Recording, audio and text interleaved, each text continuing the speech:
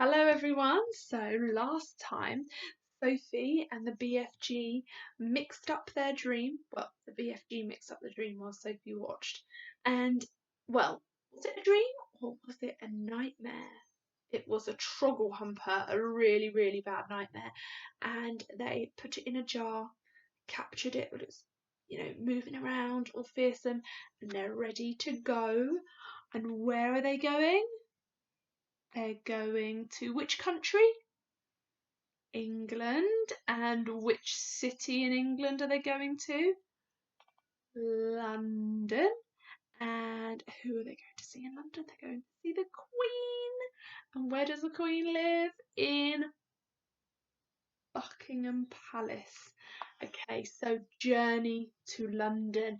And there you can see Sophie sitting in the BFG's enormous ear. The great yellow wasteland lay dim and milky in the moonlight as the big friendly giant went galloping across it. Sophie, still wearing only her nightie, was reclining comfortably in a crevice of the BFG's right ear. She was actually in the outer rim of the ear near the top, where the edge of the ear folds over, and this folding over bit made a sort of roof for her and gave her wonderful protection against the rushing wind. What is more, she was lying on skin that was soft and warm and almost velvety. Nobody, she told herself, had ever travelled in greater comfort. Sophie peeped over the rim of the ear and watched the desolate landscape of giant country go whizzing by. They were certainly moving fast. The BFG went bouncing off the ground as though there were rockets in his toes, and each stride he took lifted him about 100 feet into the air. But he had not yet gone into that whizzing top gear of his when the ground became blurred by speed and the wind howled and his feet didn't seem to be touching anything but air. That would come later. Sophie had not slept for a long time. She was very tired. She was also warm and comfortable. She dozed. She didn't know how long she slept, but when she woke up again and looked out over the edge of the ear, the landscape had completely changed. They were in a green country now, with mountains and forests. It was still dark, but the moon was shining as brightly as ever. Suddenly, and without slowing his pace, the BFG turned his head sharply to the left. For the first time during the entire journey, he spoke a few words. "Look, quick, quick, over there," he said, pointing his long trumpet. Sophie looked in the direction he was pointing. Through the murky darkness, all she saw at first was a great cloud of dust about 300 yards away. "Those is the other giants all galloping back home after their guzzle," the BFG said. Then Sophie saw them. In the light of the moon she saw all 9 of those monstrous half-naked brutes thundering across the landscape together. They were galloping in a pack, their necks craned forward, their arms bent at their elbows, and worst of all, their stomachs bulging. The strides they took were incredible. Their speed was unbelievable. Their feet pounded and thundered on the ground and left a great sheet of dust behind them. But in 10 seconds they were gone. And here you can see them all running. Look at their faces. A lot of little girlses and boyses is no longer sleeping in their beds tonight, the BFG said. Sophie felt quite ill, but this grim encounter made her more than ever determined to go through with her mission. It must have been about an hour or so later that the BFG began to slow his pace. "We is in England now," he said suddenly. Dark though it was, Sophie could see that they were in a country of green fields with neat hedges in between the fields. There were hills with trees all over them, and occasionally there were roads with lights of cars moving along. Each time they came to a road, the BFG was over it and away, and no motorist could possibly have seen anything except a quick black shadow flashing overhead. All at once a curious orange-coloured glow appeared in the night sky ahead of them. "We is coming close to London," the BFG said. He slowed to a trot. He began looking about cautiously. Groups of houses were now appearing on all sides, but there were still no lights in their windows. It was too early for anyone to be getting up yet. "Someone's bound to see us," Sophie said. "Never is they seeing me," the BFG said confidently. "You is forgetting that I is doing this sort of thing for years and years and years. No human being is ever catching even the smallest wink of me." "I did," Sophie whispered. "Ah," he said. "Yes, but you was the very first." During the next half hour things moved so swiftly and so silently that Sophie, crouching in the giant's ear, was unable to understand exactly what was going on. They were in streets, there were houses everywhere, sometimes there were shops, there were bright lamps in the streets, there were quite a few people about, and there were cars with lights on, but nobody ever noticed the BFG. It was impossible to understand quite how he did it. There was a kind of magic in his movements. He seemed to melt into the shadows.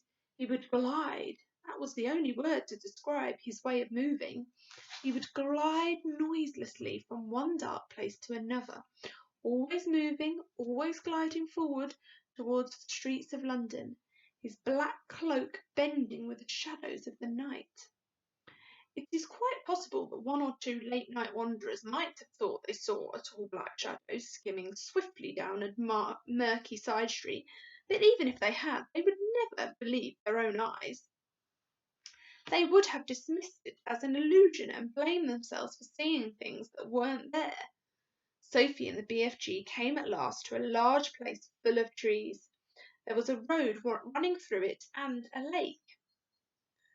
There were no people in this place, and the BFG stopped for the first time since they had set out from his cave many hours before.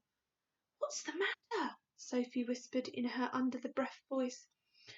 "I is in a bit of a puddle," he said.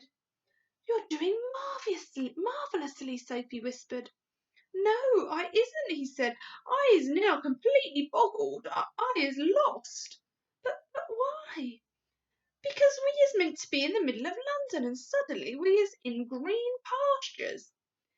"Don't be silly," Sophie whispered. "This is the middle of London. It's called Hyde Park. I know exactly where we are." "You is joking." "I'm not. I swear I'm not. We're almost there." "You mean we is nearly at the Queen's Palace?" cried the BFG. "Just across the road," Sophie whispered. "This is where I take over." "Which way?" the BFG asked. "Straight ahead." The BFG trotted forward through the deserted park. "Now stop." And here he is, high above the trees, with Sophie in his ear. The BFG stopped. "You see that huge roundabout ahead of us, just outside the park?" Sophie whispered. "I see it. That is Hyde Park Corner." Even now, when it was still an hour before dawn, there was quite a lot of traffic moving around Hyde Park Corner. Then Sophie whispered, "In the middle of the roundabout there is an enormous stone arch with a statue of a horse and a rider on top of it. Can you see that?" The BFG peered through the trees. "I is seeing it," he said. "Do you think that if you took a very fast run at it you could jump clear over Hyde Park Corner, over the arch and over the horse and rider, and land on the pavement the other side?" "Easy," the BFG said. "You're sure? You're absolutely sure?" "I promise," the BFG said. "Whatever you do, you mustn't land in the middle of Hyde Park Corner." "Don't be so fluffed," the BFG said. "To me that is a snitchy little jump. There's not a thing-a-ling to it." "Then go," Sophie whispered. The BFG broke into a full gallop. He went scorching across the park, and just before he reached the railings that divided it from the street, he took off. It was a gigantic leap. He flew high over Hyde Park Corner and landed as softly as a cat on the pavement the other side. "Well done," Sophie whispered. "Now quick, over the wall." Directly in front of them, bordering the pavement, there was a brick wall with fearsome-looking spikes all along the top of it. A swift crouch, a little leap, and the BFG was over it. "We're there!" Sophie whispered excitedly. "We're in the Queen's back garden!" So, our next chapter is called The Palace. What's going to happen? And I'm just wondering, where is the BFG going to hide? Do you think he's going to find the Queen? Is he going to easily be able to put the nightmare in her ear? And how is she going to react to it? We will find out next time.